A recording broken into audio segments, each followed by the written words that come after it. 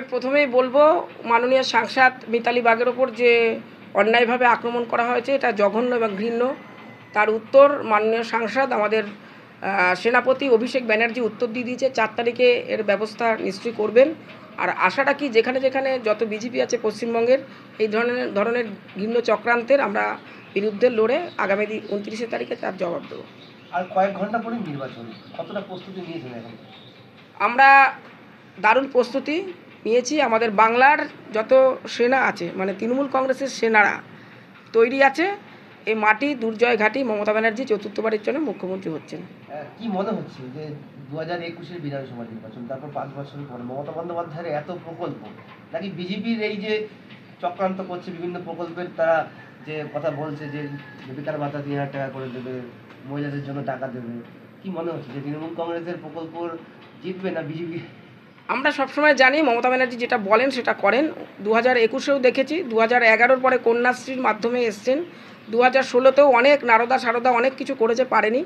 মমতা ব্যানার্জি উন্নয়ন, তার শান্তি সম্প্রীতি, এগুলো বাংলার মানুষ পছন্দ করেন, ভালোবাসেন। এটা রামকৃষ্ণর বাংলা, শ্রী চৈতন্যদেবের বাংলা, নজরুলের বাংলা, রবীন্দ্রনাথের বাংলা। তাই বলবো, বিজেপিরা যে চক্রান্তই করুক, যাই প্রলোভন দেখান, বাংলার মানুষ সেটা মেনে নেবে না। 1,500 টাকা লক্ষ্মীর ভাণ্ডার, 1,500 টাকার যুবসাথী, খাদ্যসাথী, স্বাস্থ্যসাথীতেই মানুষ সন্তুষ্ট। অশোকনগরের তৃণমূল কংগ্রেসের প্রার্থী নারায়ণ বসু এবং তার বিপক্ষে বিজেপির প্রার্থী সুময় রায়, যিনি একসময় তৃণমূল কংগ্রেস করতেন, পরবর্তীকালে বিজেপিতে যান। কি মনে হচ্ছে আপনাদের?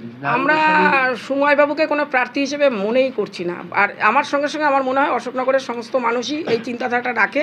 তিনি দল বদলু একজন মানুষ, বিজেপির সঙ্গে তার মনে হয় না কোনো খাপ খাচ্ছে। ওরা যেহেতু পদ্মফুল একজনকে দাঁড় করাতে হবে। নারায়ণবাবু বিপুল ভোটে জিতছেন এবং চতুর্থবারের জন্য মমতা ব্যানার্জি মসনদে বসছেন নবান্নের, আর দাদা দ্বিতীয়বারের জন্য তিনিও যাচ্ছেন সেখানে। আপনি বাসপুর পঞ্চায়েতের প্রধান, মানুষকে কিভাবে নির্বাচনে তৃণমূল কংগ্রেসে ভোট দেওয়ার জন্য কি প্রতিশ্রুতি দিচ্ছেন বা কিভাবে বোঝাচ্ছেন মানুষকে ভোট দেওয়ার জন্য? আমি একটা কথাই বলবো, বাসপুর সম্প্রীতির বাসপুর, এখানে আমরা হিন্দু মুসলমান মিলেমিশে থাকি।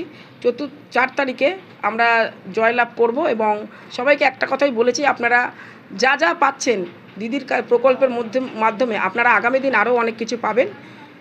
আর শান্তিটা বজায় রাখুন, আমরা এইভাবেই চলব। তৃণমূল কংগ্রেসের কর্মীরা সব সময় পাশে আছে। কি নাম আপনার? আমি পূর্ববিদে হালদার, বাসপুর পঞ্চায়েতের প্রধান।